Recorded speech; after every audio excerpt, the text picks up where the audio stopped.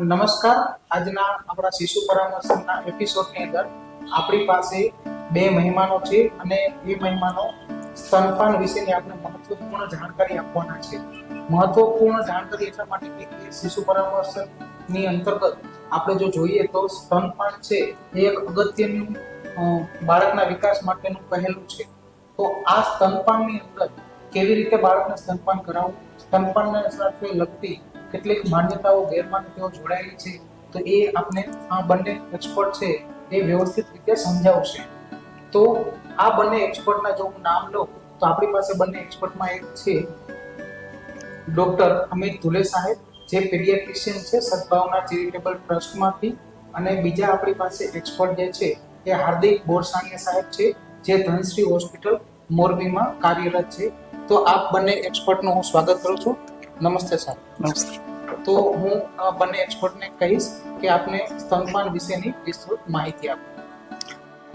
સાહેબ, પહેલા તો આપણે જેને પરફેક્ટ સક્સેસફુલી સ્તનપાન કોને કહેવાય એ થોડુંક જણાવજો ને સાહેબ. સક્સેસફુલ સ્તનપાન આ કોઈ એક દિવસ કે બે દિવસનો સ્ટેજ નથી. આ એક આખો પ્રોસેસ છે.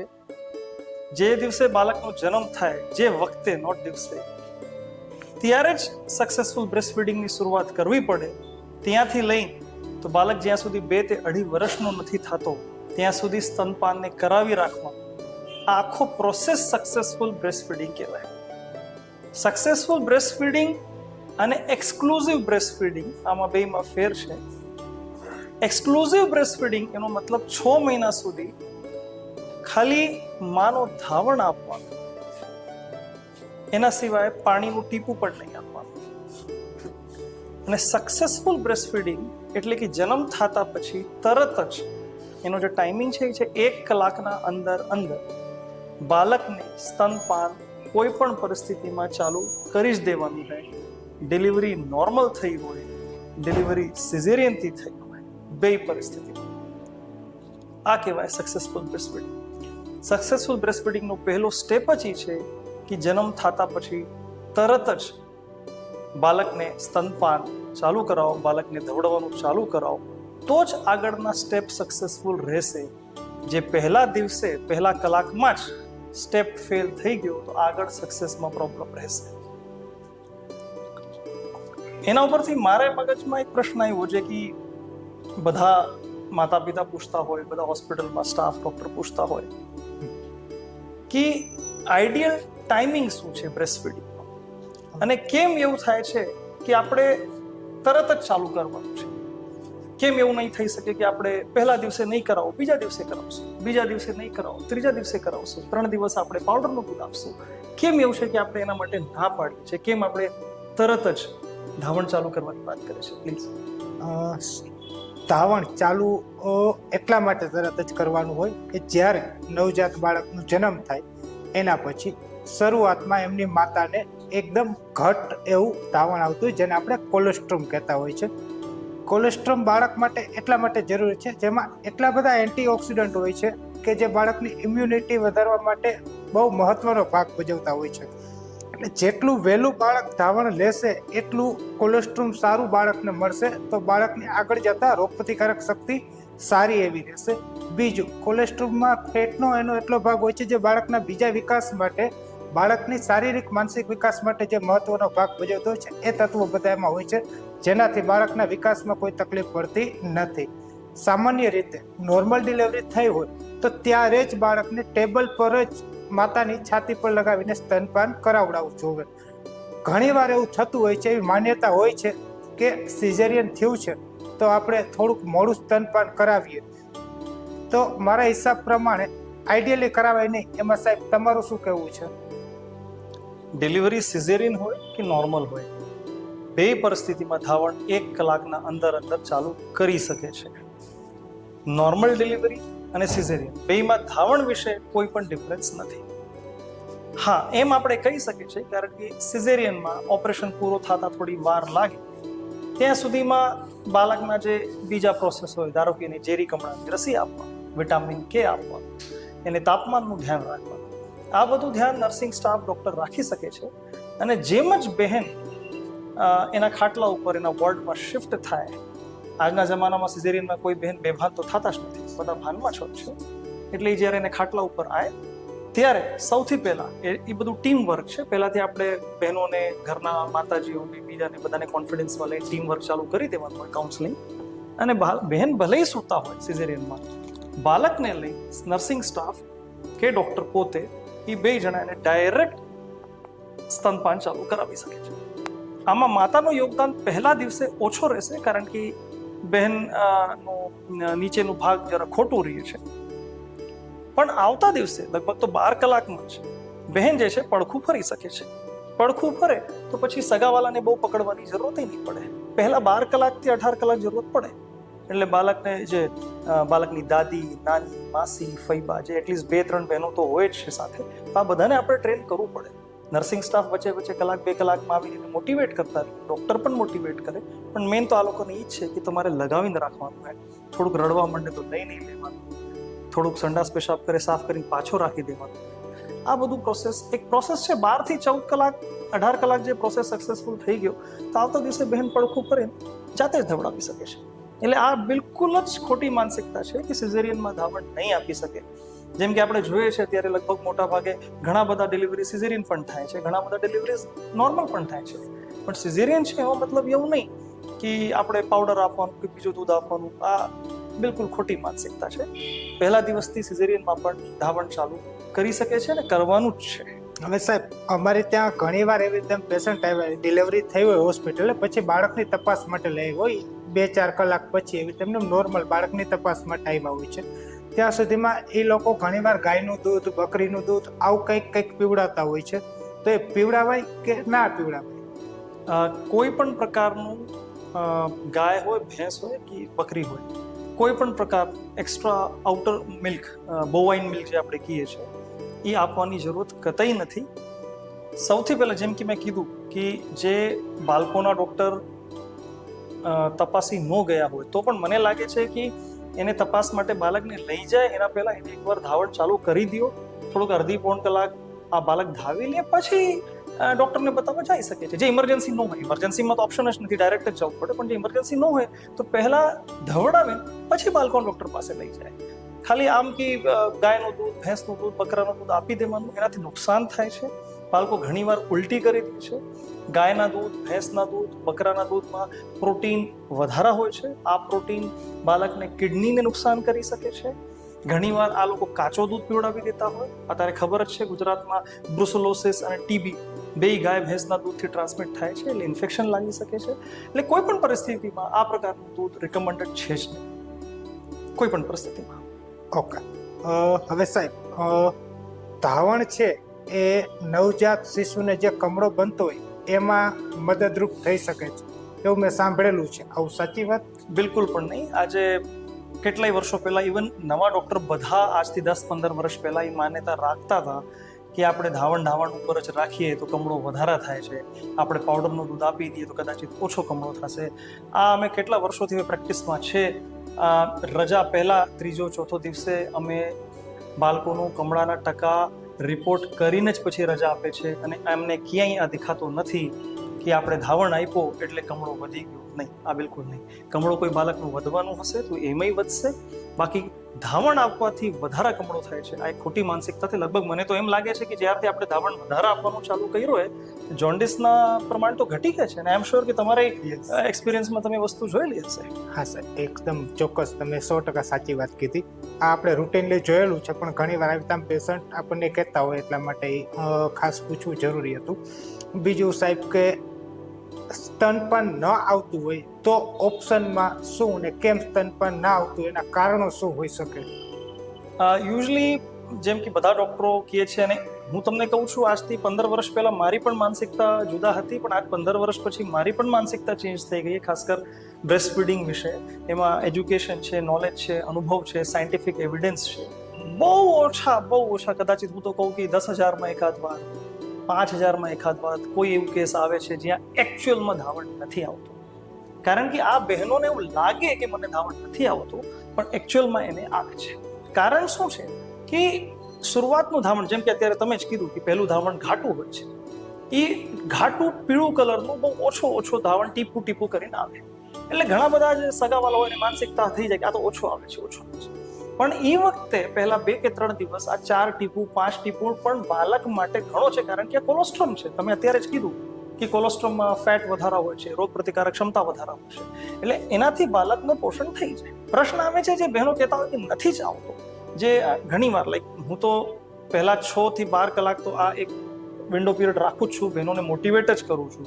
છતાંય એવું લાગે કે બહેનો કહે છે કે નહીં થઈ શકે, મારાથી નથી થતું ધાવણ. તો આપણે જે સ્ત્રી રોગ વિશેષજ્ઞ જેના અંડરમાં ટ્રીટમેન્ટ ચાલુ છે એના સાથે વાત કરીને અમુક દવાઓ આપણે બહેનને ચાલુ કરી શકે છે.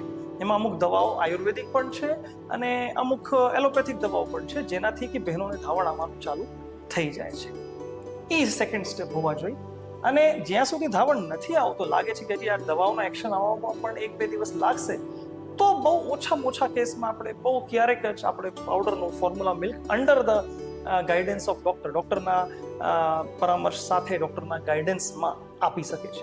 એના ઉપરથી મને એક મગજમાં બહુ મોટો પ્રશ્ન આવ્યો જે આપણા સાથે ઘણીવાર બને છે કે બાળકની મમ્મીનું નોર્મલ ડિલિવરી થઈ, સિઝેરિયન થયો અને મમ્મી કોઈ કારણથી દુર્ભાગ્યવશ બાળકને મમ્મીને કદાચિત આઈસીયુમાં દાખલ કરવું પડ્યું, કદાચિત એ સિરિયસ થઈ ગયા અને બીજા વોર્ડમાં દાખલ કરવું પડ્યું, કે ઘણીવાર બહુ દુર્ભાગ્યપૂર્ણ પરિસ્થિતિમાં થઈ શકે છે કે બાળકને માની મૃત્યુ થઈ ગઈ. તો આવા કેસમાં જે ઘરના સગાવાલા હોય છે એ આપણને પૂછે કે સાહેબ મારા પરિવારમાં આ એક એની દેવરાણી છે કે આ એની ભાભી છે કે નણદ છે, એને પણ એક નાનો બાળક છે 1-2-3 મહિનાનું, તો આપણે આનું ધાવણ આ બાળકને આપીએ તો કેવું રહેશે? આ તો અમારા પરિવારનું છે. તો આ વિષયમાં તમારું શું નોલેજ છે? 100%. જ્યારે એમના ખુદના મજ ત્યાં હાજર નથી બાળક પાસે, ત્યારે બાળકને બીજું કોઈ બી જાતનું દૂધ આપવું એના કરતાં બીજા કોઈ બી એમના ઘરના સભ્યો, કોઈ બી કાકી, મામી, ફઈ, કોઈ બી હોય લેડીઝ, એમને જો ધાવણ આવતું હોય તો એ ડાયરેક્ટ બાળકને ધાવણ આપી શકે છે. બાળક માટે એ 100% હિતાવહ છે. એટલે મારા હિસાબ પ્રમાણે સાહેબ એ આપવું જોઈએ ને બીજી બધી વસ્તુઓ કરતાં ઘણો ફાયદો કરતો હોય છે. જી, રાતમાં ધાવણ આપવાનું કે નહીં, આ ઘણીવાર એક બહેનો પ્રશ્ન પૂછે કે સાહેબ દિવસમાં તો ધવડાવી લઉં છું, રાત્રે મને ઊંઘ આવે છે, રાત્રે બહુ કજિયા કરે છે, રાત્રે આપણે થોડુંક ઉપરનું દૂધ આપી દઈએ તો કેવું રહીએ? ખાસ કર પહેલા 3 મહિનામાં તો બહુ ચેલેન્જિંગ હોય છે મધર માટે. તો આ વિષયમાં તમારું શું કહેવાનું છે? નહીં સાહેબ, તો રાતનું ફીડિંગ છે એ બાળક માટે બહુ જ અગત્યનું છે. રાત્રે ખાસ દર 2 થી 2.5 કલાકે ગમે તેટલી ઊંઘ આવતી હોય, ગમે તેટલા થાકેલા હોય, પણ શરૂઆતના 3 મહિના જેમ તમે કીધું એ ટાઈમ થોડોક લાગે છે, પણ એ ટાઈમમાં ખાસ જાગીને આપવું હિતાવહ વધારે નહીં બાળક માટે. કેમ કે એ ટાઈમ જ એવું હોય છે જ્યારે મગજ એમના માતાનું છે એકદમ શાંત મને ધાવણ આપતા હોય છે, તો બાળક પ્રોપર સરખું ધાવણ લઈ શકે છે. બીજું એનાથી ધાવણ આવે છે બી માતાને વધારે, જેથી અમુક જે માતાઓના પ્રશ્નો હોય છે કે ધાવણ ઓછું આવે છે, રાત્રે વારે ઘડીએ ફ્રિકવન્ટલી ધાવણ આપશે તો એને ધાવણ વધારે આવવા લાગતું હોય છે અને એનાથી બાળકનો વિકાસ છે એ બીજા બાળકો કરતાં ઘણો સારું હોય છે, જે પ્રેક્ટિકલી આપણે જોયેલું છે. તમે બી શાયદ કદાચ જોયું હશે સાહેબ. હા, બિલકુલ. હું બિલકુલ સહેમત છું તમારા સાથે. જેમ કે તમે કીધું કે સ્ટિમ્યુલેશન બહુ જરૂરી છે.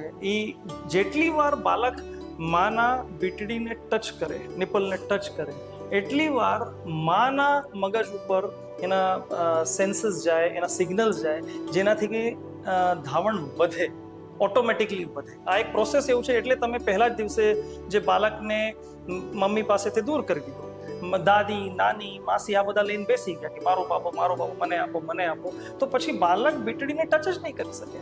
એ જેટલી વાર ટચ કરશે, ઇવન એક ટીપું ધાવણ ન આવતું હોય તો પણ ઘડી જેટલી વાર ટચ કરશે બીટડી ઉપર, સકિંગ કરશે, સકિંગ તો નેચરલ છે ને આવડે જ છે, એ જ્યારે તમે કરાવશો એટલી વાર માના બ્રેનમાં એના સિગ્નલ જશે અને વધારે ધાવણ આવશે. એ એક થિયોરી જ નથી, કમ્પ્લીટ પ્રેક્ટિકલ કહેવાય ને કે સાયન્ટિફિક એવિડન્સ છે કે તમારે બાળકને મમ્મી સાથે રાખવું જ પડશે, એના ખાટલા ઉપર, એના પડખામાં રાખવું પડશે. ઘણીવાર બહેનો કે સાહેબ તમે કહો છો બીટડી મોઢામાં રાખો, છોકરો સૂઈ ગયો. મેં કીધું સૂઈ ગયો તોય વાંધો નહીં, કારણ કે બાળક ઘણીવાર નિંદરમાં પણ 2 ઘૂંટડો લેતો રહીએ છે, સૂઈ જાય 2 ઘૂંટડો લેતો રહીએ છે. આ બધું પ્રૂવ કરેલા, પ્રેક્ટિકલી જોયેલા પ્રોટોકોલ્સ છે, એમાં કોઈ ડાઉટ નથી. આપણે સાહેબ આ તમે બીટડીનું કીધું, આવા ઘણા પ્રશ્નો આવતા હોય છે, એ કોમન પ્રોબ્લેમ્સ હોય છે કે બીટડી ઘણીવાર અંદર હોય છે એટલે બાળક ધાવણ નથી લેતું હતું. આના સિવાયના બી આવા ઘણા બધા પ્રોબ્લેમ્સ હશે જે રૂટીનમાં સામે આવતા હોય કે માતાઓ આપણને પ્રશ્નો કરતી હોય કે બીટડી અંદર છે કે બીજું કોઈ કારણ છે. તો કોમન પ્રોબ્લેમ્સ ક્યાં ક્યાં આવતા હોય છે સ્તનપાનમાં? છે બહુ ફ્રીક્વન્ટ આ પ્રોબ્લેમ જોવામાં આવે છે કે બીટડી અંદર હોય છે. સાવ ફ્લેટ હોય આ તો જોવામાં નથી આવતો. બીટડી અંદર હોય છે એનાથી થોડુંક મધરને કોન્ફિડન્સ નથી આવતો કે આ પછી કેવી રીતે લેશે, આ તો 4 દિવસમાં થઈ જશે, પણ અત્યારે કેવી રીતે લેશે. તો કાયદેસર એની શરૂઆત થોડુંક વહેલા કરવું પડે. જ્યારે બહેન એના સ્ત્રી રોગ વિશેષજ્ઞને રેગ્યુલરલી બતાવવા જતા હોય 9 મહિના, ત્યારે સ્ત્રી રોગ વિશેષજ્ઞ આ વસ્તુ ચેક કરી લે કે ભાઈ આ બે સાઈડના જે સ્તન છે એમાં જે બીટડી એટલે નિપલ છે એ બહાર નીકળેલી છે કે નહીં. એટલે ડિલિવરી પહેલા જ એનું ટ્રીટમેન્ટ ચાલુ થઈ જવું જોઈએ. પણ છતાંય કોઈ કેસમાં એવું ન થઈ શકતું હોય અને ડિલિવરી પછી જ્યારે મમ્મી ખાટલા ઉપર આવી અને આપણે બાળક એના હાથમાં આપ્યો ત્યારે ખબર પડે કે ભાઈ આ તો રિટ્રેક્ટેડ નિપલ્સ છે, બીટડી અંદર છે, તો આવા કેસીસમાં ઘણા બધા ઓપ્શન્સ છે. એમાં કોઈ મૂંઝાવાની કે કોઈ કન્ફ્યુઝ થવાની જરૂરત નથી. એક સામાન્ય જે આપણે દેશમાં બધા જ હોસ્પિટલ્સમાં થાય છે, આ પ્રકારની એક સિરિંજને કટ કરીને અને આપણે એક પ્રકારનું પંપ બનાવી શકે છે અને એ પંપ જે છે અહીંયા રાખી અને એનાથી ખેંચતા હોય થોડું કરી તો બીટડી હળવે બહાર આવી જાય. એક પ્રોસેસ છે જે કે નર્સિંગ સ્ટાફ કરી શકે, બહેનના સાસુ, બહેનના મમ્મી, બહેનના સિસ્ટર, જે બહેનો ત્યાં હાજર હોય બધા કરી શકે છે, એમાં કોઈ ઇશ્યુ નથી. તો એનાથી જ્યારે આ રીતે ખીચે તો હળવે બીટડી બહાર આવી જાય. અને આ એક બહુ ચીપ 5 રૂપિયાની સિરિંજનું કામ છે, એમાં કોઈ મોટો પ્રોબ્લેમ નથી. એના સિવાય એક બ્રેસ્ટ પંપ પણ આવે છે, એના સિવાય નિપલ શિલ્ડ પણ આવે છે. એટલે આ સિલિકોન મટીરિયલના બનેલા હોય છે, એટલે સમજો નિપલ નાની હોય તો એના ઉપર આ ફિટ થઈ જાય એટલે છોકરો એના ઉપર સકિંગ કરી શકે છે અને સકિંગ કરતા હળવે એકચ્યુઅલ નેચરલ નિપલ બહાર આવી જાય. એ પણ એક રસ્તો છે. એટલે એનામાં કોઈ મૂંઝાવાની જરૂરત નથી. દેર આર મેની ઓપ્શન્સ છે એમાં. એના ઉપરથી મારે એક પ્રશ્ન જે બહુ બહેનો પૂછતા હોય છે કે સાહેબ તમે કહો છો કે આખો છાતી ખાલી કરવાનું, એના વિષયમાં તમારું શું કહેવાનું છે? એટલે કે એમાંથી ડોક્ટર્સનું કહેવાનું છે કે શરૂઆતમાં જે ધાવણ આવે એ જુદા છે અને પછી જે આવે એ જુદા છે. આ વિષયમાં સર તમારું શું કહેવાનું છે? હા, એમાં માન્યતા સાચી છે કે આઈડિયલી ફીડિંગ અપાવો ત્યારે ફીડિંગ અપાવવા માટે ઘણા માતાઓને એવું હોય છે કે થોડીક વાર આ બાજુ રાખે 5 મિનિટ આ બાજુ ધવડાવે. એમાં શું થાય કે બાળકને પૂરતું ધાવણ, પૂરતું પોષણ મળતું હોતું નથી. કેમ કે શરૂઆતમાં જે માતાને ધાવણ આવતું હોય છે એ ફોર મિલ્ક હોય છે, જે પાતળું હોય છે, એમાં એટલા કાંઈ ઘટક તત્વો નથી હોતા, જેથી બાળકને પાણી જેવું જ લાગે છે. બંને સાઈડ થોડી વાર રાખશો તો બંને સાઈડનું ફોર મિલ્ક જ બાળકને મળવાનું છે. પાછળ જે હાઇન્ડ મિલ્ક છે, જે બાળકના વિકાસ માટે ખાસ જરૂરી છે, જે ઘટક તત્વો બધા એમાં હોવા જોઈએ, એ હાઇન્ડ મિલ્કમાં રહેવાના છે. 5-10 મિનિટ બાળક સક કરે પછીના પાછળના ઘાટા ધાવણમાં મળવાના હોય છે. તો વારે ઘડીએ ઉપર છેલ્લું બંને સાઈડથી ધાવણ આપવું એના કરતાં એક સાઈડથી આખી છાતી ખાલી કરાવો, પછી બાળકને ખભા ઉપર રાખીને 15-20 મિનિટ સુધી થાપડો. નેક્સ્ટ ટાઈમ બાળક જ્યારે ભૂખ્યું થાય ત્યારે બીજી બાજુની છાતી એ લગાવે તો એ વધારે સારું રહે બાળક માટે, એના વિકાસ માટે અને માતા માટે, બંને માટે. નહીં તો ઘણીવાર એમાં એવું થતું હોય છે ઉપરથી શક કરતું હોય છે પણ બાળકનું પેટ ના ભરાય એટલે શક એટલું બધું કરે કે નિપલમાં ક્યારેક ચીરા પડી જતા હોય છે. તો એ ચીરા પડી જતા હોય એના લીધે પછી મધરને ફીડિંગ આપવા માટે બી ઘણીવાર એટલો બધો પેન થતો હોય છે કે આપવું હોય એમ છતાં આપી નથી શકતા હોતા. તો એવા કેસમાં સર તમે શું સલાહ આપશો? કોઈ પણ પ્રકારનું દુખાવા માતાને થાય, એને સ્તનમાં થાય, એને જ્યાં ટાંકા લીધા હોય ત્યાં થાય, એને માથું દુખે કે કોઈ પણ પ્રકારનું જ્યારે શારીરિક કે માનસિક દુખાવો હોય બહેન ઉપર, તો એનો અસર ધાવણ ઉપર આવે જ છે. એટલે જે તમે વાત કરી કે નિપલ્સ ઉપર ચેકા પડી જાય છે, તો એના માટે સૌથી બેસ્ટ જે ટ્રીટમેન્ટ છે એ તો એ છે કે શરૂઆતમાં જે ધાવણ આવે એ ધાવણ જ એના ઉપર લગાવી દો તો એ જ એનું બેસ્ટ ટ્રીટમેન્ટ છે. એના સિવાય ઘણા બધા ક્રીમ્સ પણ આવે છે જે વાપરી શકે છે અને બાળકોને કોઈ નુકસાન કરતા નથી, એટલે એ પ્રોબ્લેમ સોલ્વ થઈ શકે છે. અને બેસ્ટ એ છે કે બાળક જ્યારે ધાવે ત્યારે ખાલી બીટડી ઉપર શક નહીં કરે, કારણ કે બીટડીમાં ધાવણ ભરેલું હોતું નથી. ધાવણ તો આખા બ્રેસ્ટમાં ઉપર ભરાવેલું હોય છે. એટલે બીટડી અને બીટડીના આજુબાજુ જે કાળો ભાગ છે એ આખો બાળકના મોઢામાં અંદર વહી જવા જોઈએ. બાળક આખો એના ઉપર શક કરે. કાયદેસર તો બીટીડી બાળકને તાળવાને ટચ કરે આટલું અંદર હોવા જોઈએ, બાળકનું મોઢું આખું ખુલેલું હોવા જોઈએ એટલું સક કરે તો બીટીડી ઉપર કોઈ પ્રોબ્લેમ નહીં આવે અને સકિંગ ફૂલ થાય અને ધાવણ આખું ખાલી જે સ્તન છે એ પૂરું ખાલી થઈ જાય. ઓકે, હવે સાહેબ સૂતા સૂતા ધાવણ આપી શકાય કે ના આપી શકાય? બાળકની માતા જે પોઝિશનમાં કમ્ફર્ટેબલ હોય એ પોઝિશનમાં ધાવણ આપવાનું.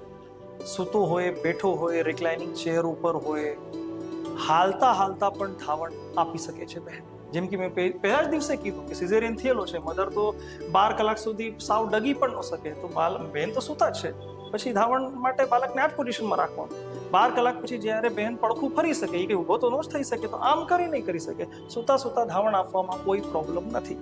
ઘણીવાર એ પ્રશ્ન આવે છે કે સૂતા સૂતા ધાવણ આપું તો બાળકને કાનમાં રસી થઈ જાય છે.